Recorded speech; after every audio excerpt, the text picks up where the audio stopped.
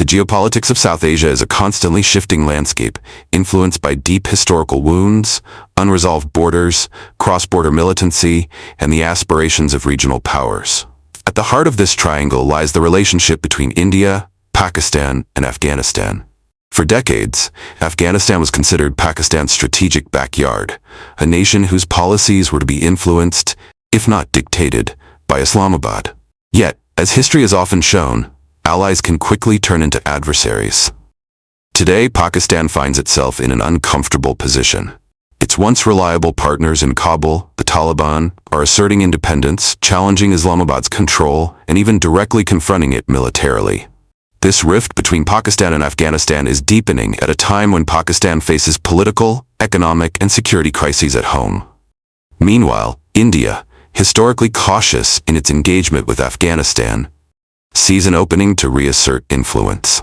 The Taliban foreign minister's visit to India underscores this changing dynamic and offers New Delhi a chance to recalibrate its strategy. This 3,500-word analysis will explore the multi-layered tensions between Pakistan and Afghanistan, the security and political challenges facing Islamabad, the strategic outreach of the Taliban toward India, and the opportunities and risks for New Delhi in this evolving equation. Before we move forward, please like, share, and subscribe Strategic Vanguard and be up to date with the latest news and happenings from the world of defense, strategic, and international affairs. Tune into our video channels in YouTube and Rumble. And if you want to hear the audio version, tune into our Strategic Vanguard channels in Spotify and Amazon Music.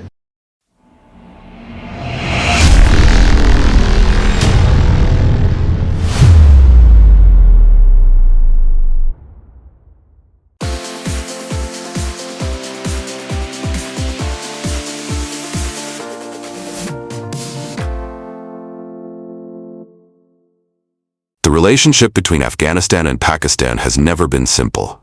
Since Pakistan's creation in 1947, Afghanistan has refused to recognize the Durand Line, the 2,670 kilometers border imposed by the British in 1893. Unlike many borders in South Asia that found eventual acceptance, the Durand Line remained contentious.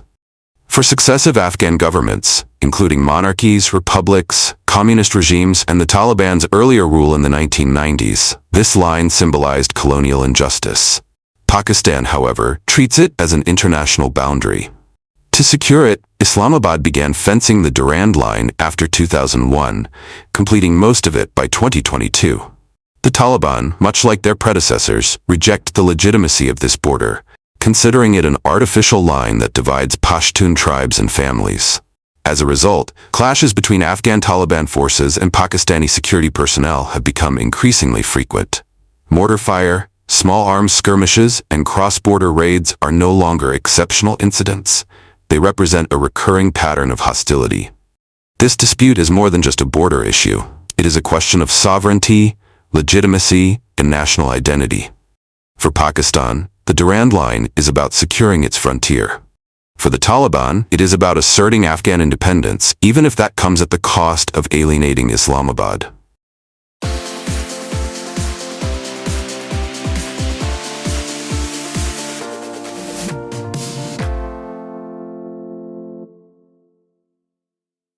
While the Durand Line dispute reflects a clash of national interests, the Tehreek-e-Taliban Pakistan (TTP) problem highlights the most immediate threat to Pakistan's internal stability. The TTP emerged in 2007 as an umbrella group of Islamist militants inspired by the Afghan Taliban but distinct in its leadership and objectives. Its primary goal has been to wage war against the Pakistani state, targeting security forces, government officials, and civilians. Over the years, the TTP has carried out devastating attacks, suicide bombings in major cities, assaults on military bases, and even the infamous 2014 Peshawar school massacre that killed over 130 children. Despite numerous military operations, the TTP has proven resilient, regrouping in Afghanistan whenever pressure mounted in Pakistan. Islamabad believed that once the Afghan Taliban took control in 2021, they would act against the TTP. Instead, ideological and tribal linkages between the groups prevented decisive action. The Taliban rulers in Kabul refused to hand over TTP leaders and showed little willingness to dismantle their safe havens. Instead, the TTP has grown more emboldened, launching attacks deep inside Pakistan. This has created a security nightmare for Islamabad. On one hand, Pakistan's military is overstretched, dealing with unrest in Balochistan and tensions with India. On the other, its supposed ally in Kabul is harboring the very militants destabilizing its western regions. The trust deficit has widened, and Pakistan finds itself in an unprecedented position, at odds with the Taliban it once helped bring to power.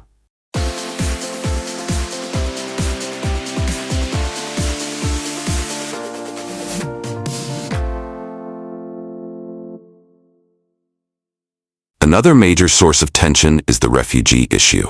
Pakistan has hosted millions of Afghan refugees since the Soviet invasion of 1979.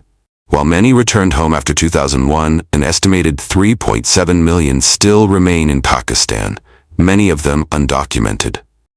Initially seen as a humanitarian gesture, hosting refugees eventually became a political and social burden. In 2023-24, facing economic collapse and mounting domestic pressure, Pakistan began mass deportations of Afghan refugees. Families were torn apart, children pulled from schools, and livelihoods destroyed overnight. Thousands were forced to cross the border back into Afghanistan, often with little more than the clothes on their backs. The Taliban government condemned these expulsions, calling them inhumane and politically motivated. This move worsened anti-Pakistan sentiment among ordinary Afghans, while India, through humanitarian diplomacy, providing scholarships, food aid, and medical assistance, has positioned itself as a more reliable partner in Afghan eyes. For Kabul, Islamabad now appears as a coercive neighbor, while India emerges as a distant but benevolent alternative.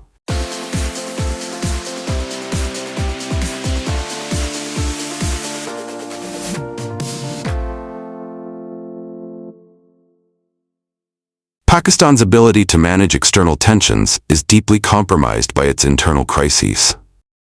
1. Political instability. Since Imran Khan's removal and imprisonment, Pakistan has faced one of its most unstable political periods. The credibility of the civilian leadership is weak, and the military, though powerful, is increasingly unpopular. Civil-military relations remain tense, with allegations of corruption, authoritarianism, and suppression of dissent dominating the political discourse. 2. Economic collapse. Pakistan's economy is in freefall. Inflation is skyrocketing, foreign exchange reserves are critically low, and dependence on IMF bailouts has created deep resentment. Energy shortages, rising unemployment, and mounting debt have crippled growth and fueled social unrest. 3. Two-front security threat. For years, Pakistan strategists worried about the nightmare of two hostile borders, India in the east and Afghanistan in the west. That nightmare is now real. Instead of gaining strategic depth in Afghanistan, Pakistan faces strategic suffocation. The combined effect of these crises has eroded Pakistan's ability to project influence abroad. Its leverage over Kabul is weaker than ever. Before we move forward, please like, share, and subscribe Strategic Vanguard and be up to date with the latest news and happenings from the world of defense, strategic, and international affairs. Tune into our video channels in YouTube and Rumble. And if you want to hear the audio version, tune into our Strategic Vanguard channels in Spotify and Amazon Music.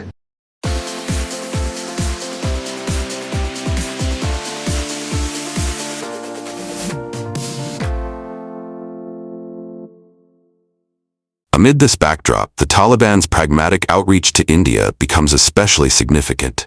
The Taliban foreign minister's visit to New Delhi is more than symbolic. It signals Kabul's willingness to diversify its diplomatic engagements beyond Pakistan and China. The Taliban want three things: recognition, trade, and aid.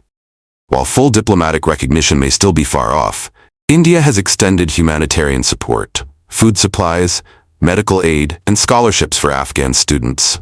The Taliban, aware of India's historic goodwill among Afghans, see value in engaging New Delhi. For India, this outreach provides multiple strategic advantages.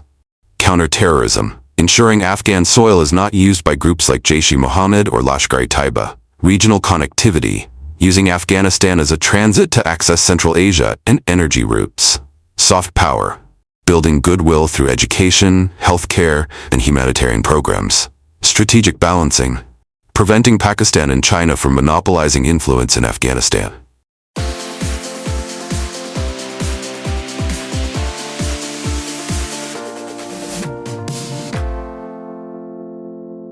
The rift between Pakistan and Afghanistan is advantageous to India in several ways. 1. Collapse of Pakistan's strategic depth.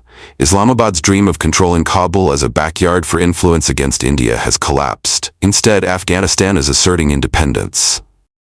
2. Reduced terrorist threats. By engaging directly with the Taliban, India reduces the risk of Afghan territory being used against its interests. 3. Regional leverage. India becomes a balancing power, countering both Pakistan's covert influence and China's economic ambitions. Number 4. Enhanced soft power. India's goodwill projects build genuine friendships with ordinary Afghans, contrasting with Pakistan's coercion.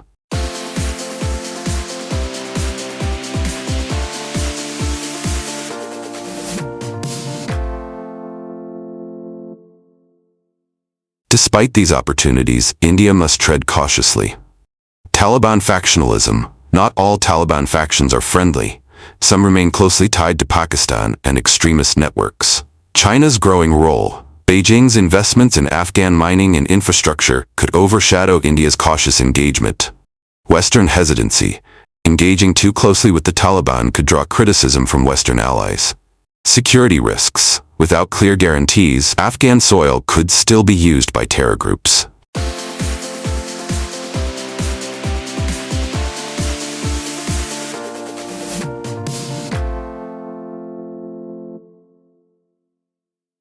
One, prolonged tensions between Kabul and Islamabad. This benefits India most as Pakistan's influence continues to erode. 2. China's dominance in Afghanistan. India risks being sidelined if it does not scale its engagement. 3. Taliban pragmatism. If Kabul continues balancing ties with multiple powers, India could emerge as a long-term partner.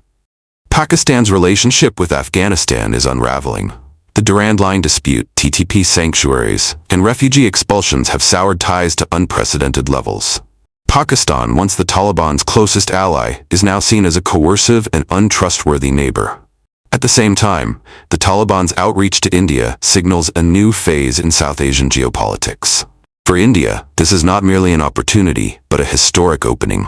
By blending hard security interests with soft power diplomacy, New Delhi can reshape its Western frontier strategy. Afghanistan, once a challenge, could become a partner, not in formal recognition, but in pragmatic cooperation. As Pakistan weakens under domestic and external pressures, India's challenge is clear. Engage cautiously but strategically, ensuring that the shifting sands of South Asia tilt in its favor. This moment, if seized wisely, could redefine the balance of power in the region. Thank you for joining us on this Strategic Vanguard deep dive. If you found value in this analysis, don't forget to like, share, and subscribe to our channel. We bring you fresh deep dives every Wednesday and Saturday here on YouTube and Rumble, and you can also catch the audio versions on Spotify and Amazon Music. Just search for Strategic Vanguard Deep Dive. For more insights, articles, and discussions, subscribe to our blog at strategicvanguard.com. Your support helps us grow and bring you more in-depth analysis on defense, geopolitics, and strategy. Until next time, stay informed, stay strategic.